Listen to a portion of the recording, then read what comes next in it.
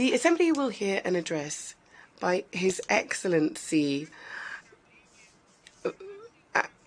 Minister for Finance, Minister for National Security, Home Affairs, Public Administration, Information and Disaster Management of Grenada, Dickon Mitchell. I request protocol to escort His Excellency. Я с большим удовольствием. I have great pleasure in welcoming His Excellency Dickon Mitchell, Prime Minister and Minister for Finance and Minister for National Security, Home Affairs, Public Administration, Information and Disaster Management of Grenada. I invite him to address the Assembly. His Excellency Kaba Kurosi, President of this 77th session of the United Nations General Assembly, His Excellency Antonio Guterres, Secretary General, Excellencies, Heads of State and of Government, Heads of Delegation, ladies and gentlemen. Mr. President, please accept my warmest greetings and congratulations on your election to the presidency of this 77th session of the United Nations General Assembly. I commit my delegation's full support and cooperation in the fulfillment of your important duties.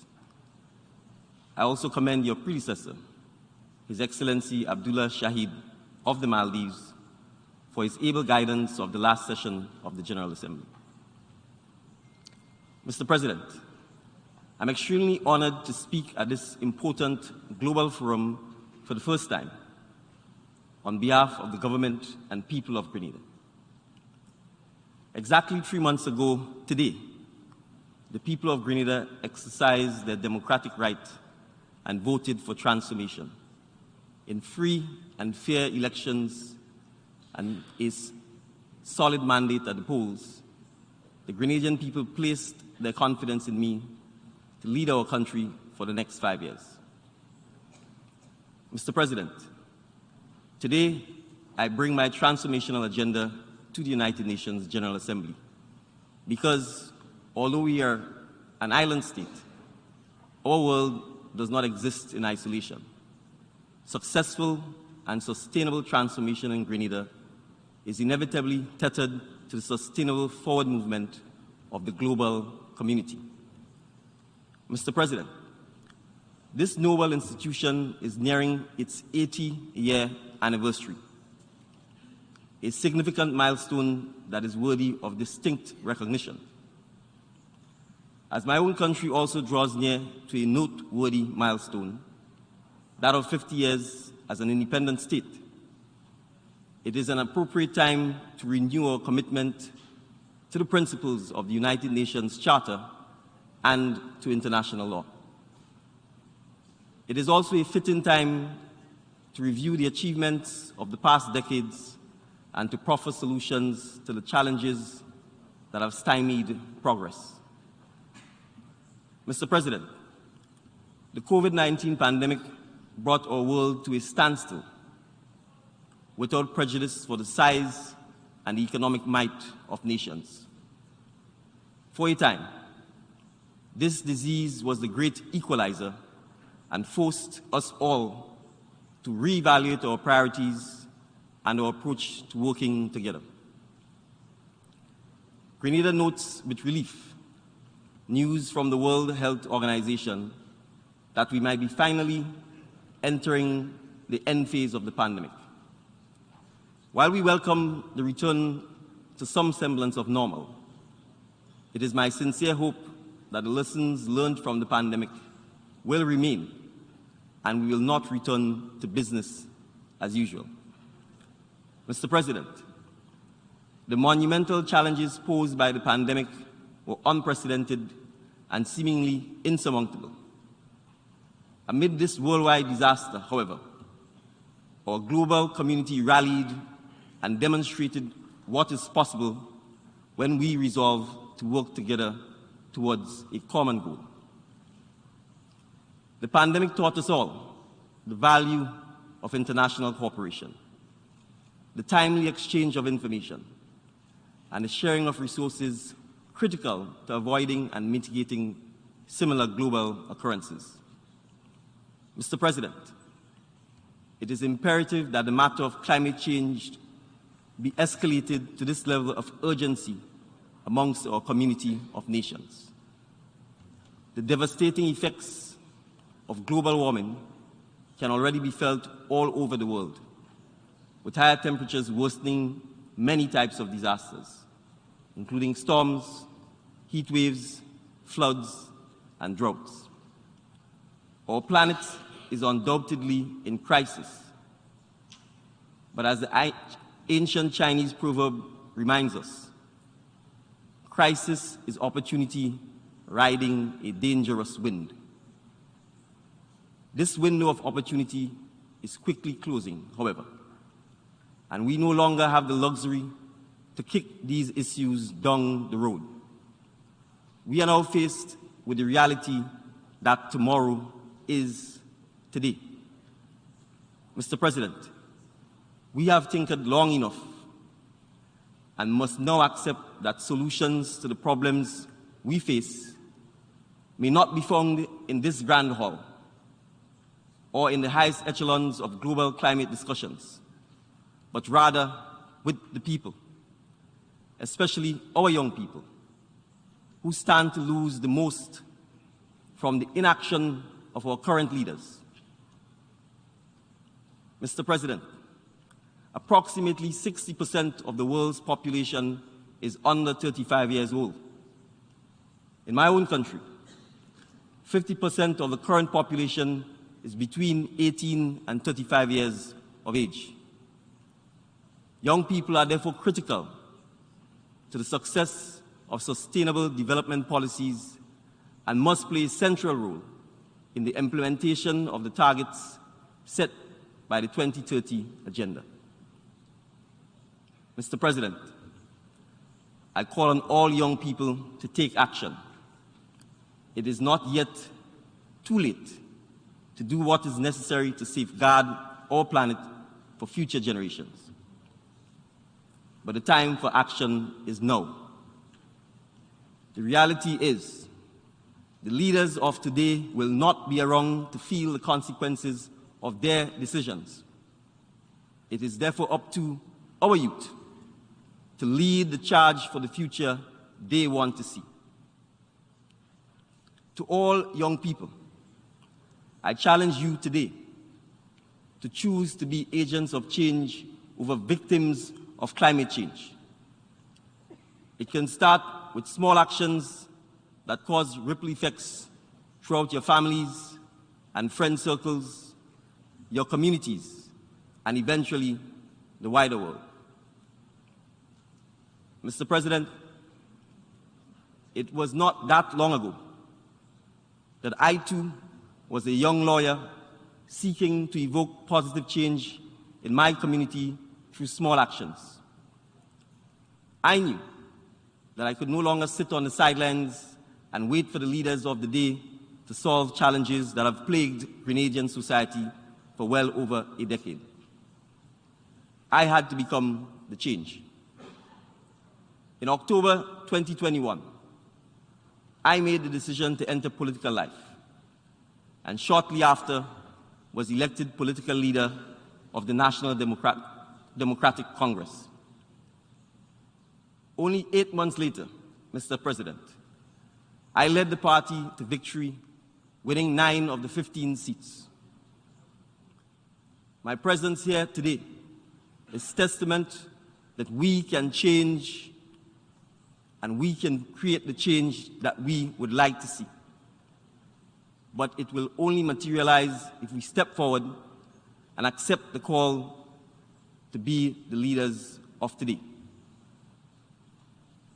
Mr. President, as leaders, the onus is also on us to create spaces where young people feel empowered to propose innovative solutions to the challenges we collectively face.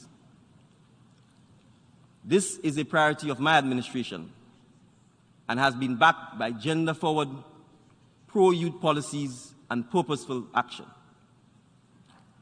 The appointment of the Honorable Kireen James as Minister for Climate Resilience, the Environment and Renewable Energy at 23 years old is a milestone for my country and the Caribbean region, as the Honorable James is the youngest minister in the Caribbean.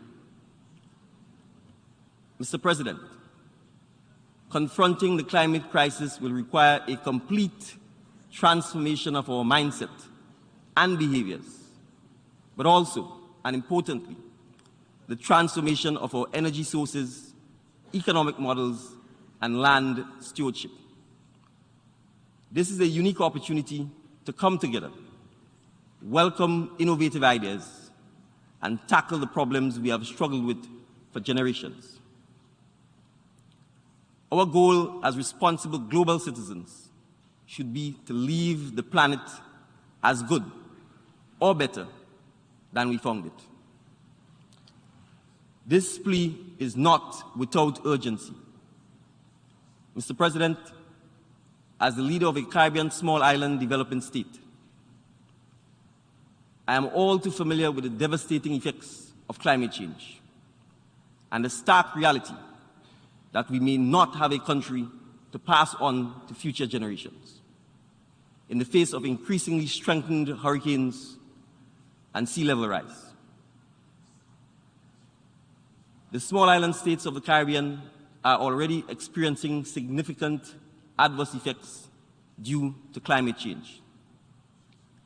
With each hurricane season, and we are in the hurricane season currently, that now brings increased and more powerful storms, we watch and we wait with bated breath and a silent prayer in the hope that this year it will not be our turn. In 2004, it was Grenada's turn with Hurricane Ivan. In the matter of a mere 8 hours, we lost 34 souls, and the Category 3 storm destroyed 80% of our housing stock and decimated our economic and fiscal bases with damage surpassing 200% of our gross domestic product. 10 months later, in 2005, it was Grenada's turn again with Hurricane Emily. In recent years, we have watched with horror as our brothers and sisters across the Caribbean experience their turn. Most notably, Hurricane Irma in 2017, which left the island of Barbuda nearly uninhabitable and wrought significant havoc on over 10 other Caribbean island states, including the British Virgin Islands, which lost approximately 85% of its housing stock. Only 2 weeks later, Hurricane Maria threatened cruelly to exacerbate the wounds freshly inflicted by Irma. Mr. President, the global community would remember the destruction visited on Dominica by the said Hurricane Maria, which left 31 people dead, 37 missing, and an estimated $930 million in damages. Mr. President, I can continue in this vein, highlighting the devastating consequences that Caribbean islands suffer due to the warming climate, including the harmful effects on our rich biodiversity and underwater resources. We are truly on the front lines, and we know it all too well, the ease with which one hurricane can wipe out decades of progress. As I stand here this morning, several Caribbean islands are reeling from the wrath of Hurricane Fiona. This is the reality we face, Mr. President, and why it is urgent that we act. Mr. President, given the focus of my address here this morning, it is evident that climate change is inimical to Grenada's transformational agenda.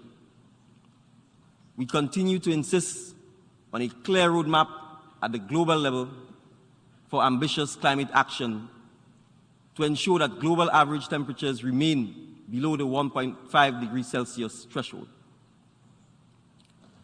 As we seek to bolster climate resilience in our island home, I reiterate the call for the urgent scaling up of climate finance for adaptation and the removal of challenges that developing nations face to access climate financing. Additionally, my government calls for increased technology development and capacity building, especially for young people. Mr. President, we are encouraged and indeed proud that a son of the soil has been given the responsibility to manage global climate action. The appointment of Simon Steele as Executive Secretary of the United Nations Climate Change Secretariat sends a clear message of the importance of island voices in the fight against climate change. We are optimistic that we will achieve the mandates of the Climate Convention and its protocols, as well as the Agenda for Sustainable Development. Mr. President, the government of Grenada is steadfast in its commitment to creating paths towards sustainability and promoting diversity. Evidence of our resolve can be found in the first ever long-term National Sustainable Development Plan 2020-2035, which is in alignment with the Sustainable Development Goals, which is the anchor for the country's development agenda and the priorities for the next 15-year period. In this regard, the government of Grenada was pleased to be one of the 45 countries that presented voluntary national reviews of the implementation of the 2030 Agenda for Sustainable Development during the recently held high-level political forum for sustainable development. Mr. President, our country-led review of progress towards the implementation of the 17 SDGs of the 2030 Agenda comes at a critical juncture in our collective efforts aimed at recovering from the extraordinary socio-economic crisis created by COVID-19. Mr. President, for Grenada, the pandemic exposed critical structural weaknesses and resource deficiencies in our healthcare system. Managing the high incidence of non-communicable diseases, therefore, is an urgent priority, and so too is addressing the mental health of our citizenry. In addition, Mr. President, the economic fallout from the worldwide closure of borders and stagnation of tourism, a key economic driver, exacerbated already elevated levels of unemployment and poverty. My government intends to mitigate such dire circumstances in the future by diversifying our economy and developing a robust ICT and digital economy. Trends such as converging technologies and the digitization of production are rapidly transforming work and life, and they must be factored into training and development opportunities for our young people. Mr. President, we understand that to adequately equip our young people for the future, inclusive and equitable quality education is fundamental.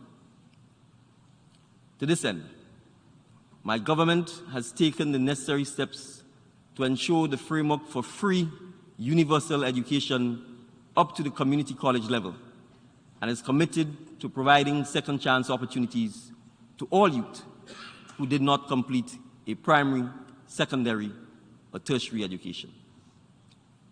Additionally, we intend to actively seek out opportunities for further studies in digital and creative fields to support our emerging creative and digital economies.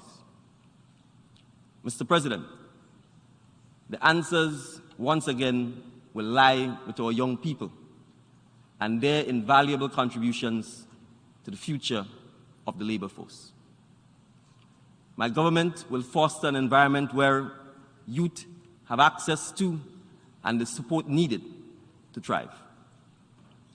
In particular, we intend to provide incentives to young entrepreneurs, upgrade our agricultural production systems, and bolster our export capacity. Grenada will act deliberately to attract the attention and support of the international community and the favor of friendly nations as we seek to improve the standard of living of all citizens through the exploration of new frontiers of economic and social development. Mr. President, as we emerge from the crisis of the COVID-19 pandemic and optimistically prepare to transform our economy, we cannot ignore the new crisis in the East due to current geopolitical tensions and conflicts, which has devastating and disruptive consequences for energy and food security. Mr. President, Russia's war with Ukraine has already threatened international peace and stability and induced hardships upon nations unconnected with the conflict. Grenada associates itself with the call of many for Russia to relent its war efforts in Ukraine and for the parties to negotiate a peaceful settlement of the conflict. Mr. President, mindful that peace is a supreme asset and a legitimate aspiration of all peoples, Grenada renews its firm call for the Caribbean to remain a zone of peace. We also advocate for the economic, social, and environmental development of all Caribbean states. In this regard, Grenada is satisfied that the removal of the US-imposed economic, commercial, and financial blockade against Cuba will facilitate economic and social change there. Additionally, we call for Cuba to be removed from the US State Department's list of countries that are co-sponsors of terrorism.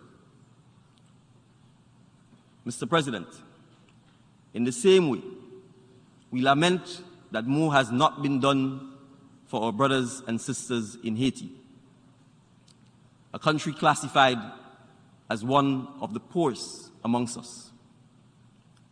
The Caribbean community, CARICOM, continues to pursue various initiatives to assist Haiti. However, we believe that more productive engagements must be undertaken with all stakeholders to help achieve political stability, peace, and economic progress in Haiti. Mr. President, Grenada also reiterates its support for the ongoing judicial process at the International Court of Justice aimed at bringing a definitive end to the long-standing Guyana-Venezuela border dispute, and we reaffirm our unwavering support for the territorial integrity of the Cooperative Republic of Guyana. Mr. President, we further remain resolute in our call for an end to the imposition of unilateral coercive measures against the Republic of Venezuela, contrary to the rules and principles of international law and the Charter of the United Nations. Mr. President, the net effect of the recent and ongoing crises continues to seriously dislodge the world economy and, in turn, the ability of countries to achieve the Sustainable Development Goals. The adverse impacts on production, employment, and poverty are growing, while at the same time jeopardizing fiscal management in many countries. The government of Grenada is firm in its determination to achieve the full implementation of the 2030 Agenda for Sustainable Development. We call, however, for the increased inclusion of youth voices as we seek to chart the future of our planet. We further note that if small island states are to eliminate poverty and attain sustainable levels of development, the vulnerability criteria, now applicable to all countries, must be comprehensively reviewed as a matter of urgency. The consequence of upper middle income status afforded Grenada and many other small states, without consideration to our specific vulnerabilities, continues to hinder our ability to access concessionary and grant financing. We continue to call for a new multi-vulnerable index, which will eliminate the threat to our economic development and security. And we encourage the submission of additional proposals that seek to address similar challenges that prevent our countries from moving forward on equal footing. Mr. President, the United Nations system over the last 77 years has contributed immensely to humanity. It is now time to consider strategic transformation if we are to achieve the goals set out in the 2030 Agenda and safeguard our planet for future generations. Thank you. От имени Ассамблеи On behalf of the Assembly, I wish to thank the Prime Minister and Minister for Finance and Minister for National Security, Home Affairs, Public Administration, Information and Disaster Management of Grenada for the statement just made. And I request Protocol to escort His Excellency